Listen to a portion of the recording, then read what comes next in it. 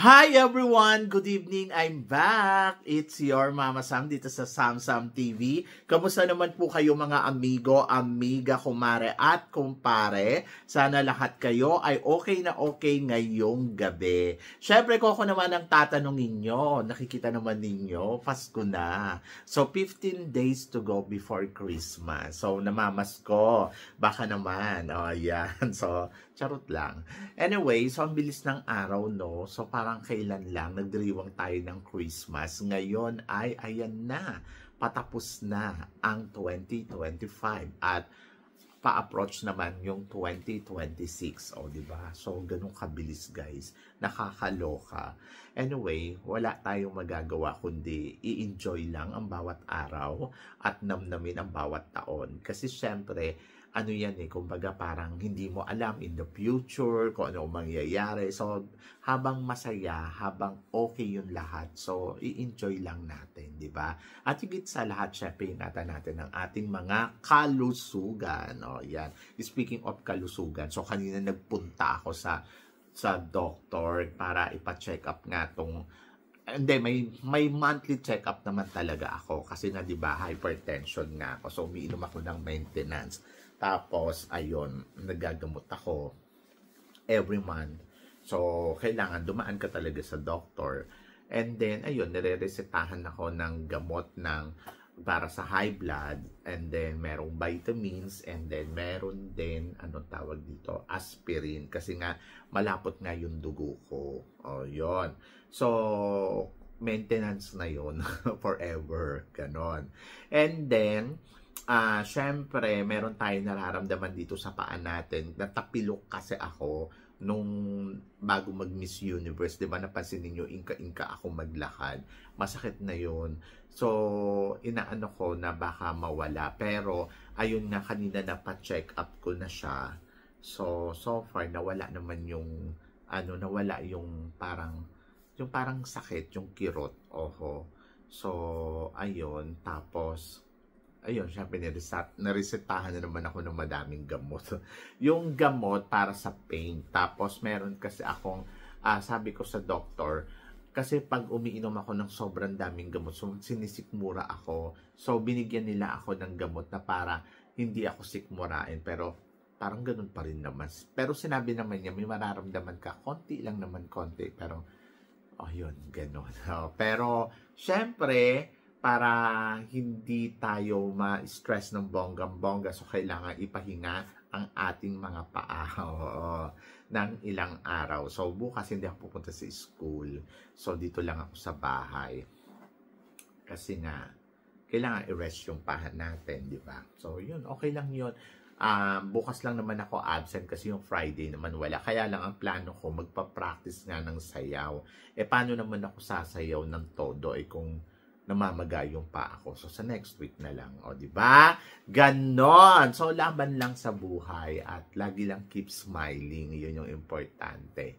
So, ito na, pag-usapan na natin kasi malapit na mag-coronation ang Miss Charm. So, kahapon, nag-prelim na at napanood na nga natin yung eksena ng pambato natin na si Cyril Payumo.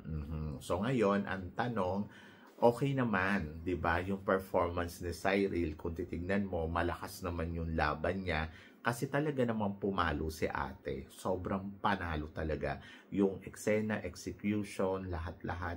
So, sabi ko, walang problema. May laban si Philippines. At totoo naman, may laban naman talaga si Philippines. So, in fairness naman sa performance na ipinakita niya, no? So, yun, nakakatuwa. Kasi, alam mo na may ibubuga ang pambato natin. At, sure ako makakapasok siya sa semifinals. Tapos, sure ako na eksena pa yan. Hanggang top 5 kaya niyan at baka manalo pa, di ba? So, yon. And then ngayon, tinatanong nila sa akin, sa tingin ko daw ba, sino daw ba ang mas kakabog? Si Adele ng pambato ng Thailand o si Cyril ang pambato ng Pilipinas? Ang alam natin lahat, very close silang dalawa ngayon. Sobra naging tandem nila dyan sa Miss Charm at talagang dikit talaga sila, di ba? So, syempre, competition pa rin at the end of the story. So, may aangat at may aangat talaga. Sa performance nila yesterday, actually, parehas sila nagpakitang gilas. Si Thailand, panalo siya sa execution niya sa evening gown, swimsuit, at saka sa national costume. Walang tapon. Lalo na yung kanyang evening gown ay ang bongga. Ganon din naman si Cyril. Performance, talagang pasabog, tapos yung beauty. So, plus nandoon na, alam mo na penetrate siya sa swimsuit round, sa evening gown, ang ganda ng gown.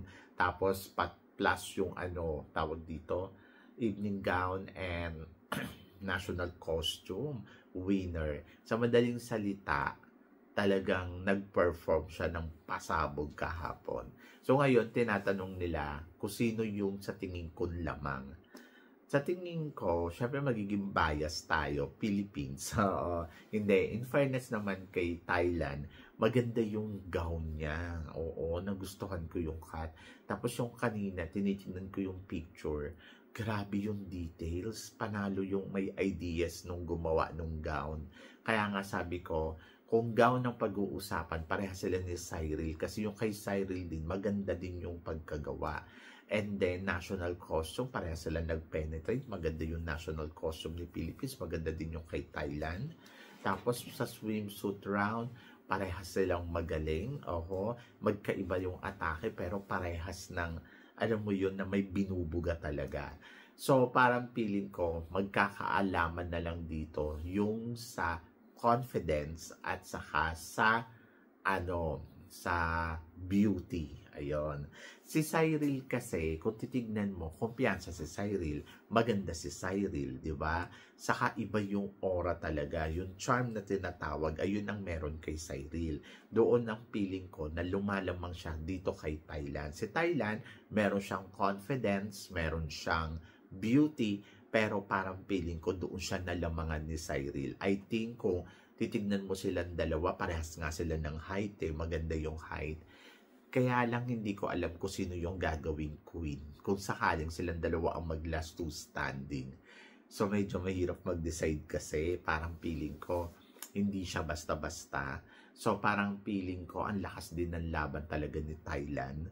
So kung papaboran to ng judges, pwede siyang manalo. Pero kung nakikita talaga nila yung beauty ni Cyril at nagagandahan sila kay Cyril, pwede din manalo si Cyril, di ba?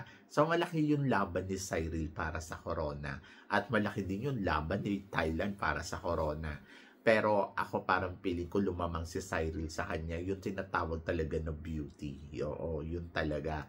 Meron kasi beauty kasi tinatawag itong si Cyril na ayun na makakapagsabi na pwede siya at pasok na pasok siya for the charm. Di ba? So, possible bang may El Tocuyo ang isa sa kanila? Parang feeling ko hindi may El Tocuyo ang isa sa kanila after nilang mag-perform ng bonggang-bongga. Ang hindi ko na lang alam, ang hindi ko dito sigurado, kung si Thailand or si Philippines ba ang susungkit ng corona kasi meron ding mga magagandang kandidata katulad ni Venezuela, Colombia, Mexico, di ba? Na parang pwede din mapunta sa kanila na hindi natin inaasahan. Pero possible din na silang dalawa, si Thailand at saka si Philippines ang mag-last two standing sa competition na to. At yun yung aabangan natin kung sino nga ba ang mas kakabog, kung sino nga ba ang eksena ng bonggang-bongga at sino nga ba ang magpe-penetrate. So, looking forward tayo sa darating na 12. 12 ba yung coronation? Yes, sa 12 sa Friday. And then, I'm so excited kung sino ang kukuha ng corona sa kanilang dalawa. Kung sakaling silang dalawa ang mag-last two standing. But parang feeling ko, kaya nila. Sa ipinakita nilang performance yesterday, bongga. Pero isa sa kanila ang may iwan sa top 5 or pwedeng silang dalawa ang makarating sa top 5. Pero ikaw ang tatanungin ko, ano ba ang tansya mo dito? Tingin mo ba kukuha ng corona si Cyril dito sa Miss Charm or si Adele ng Thailand. So please comment below para at least malaman ko naman kung ano naman ang chika mo sa mga pinag-uusapan natin ngayon. So yon. So syempre maraming salamat sa inyong lahat sa support at pagmamahal na binibigay ninyo syempre dito sa channel ko. At sa mga hindi pa po nakaka-subscribe, please don't forget to click like and subscribe my channel at i-click nyo na rin po ang notification bell to more updated syempre sa aking mga chika. Sabi ng ganon, always keep smiling and laban lang. So guys, hanggang dito na lang, hanggang sa muli nating chikahan. See you tomorrow. Thank you guys.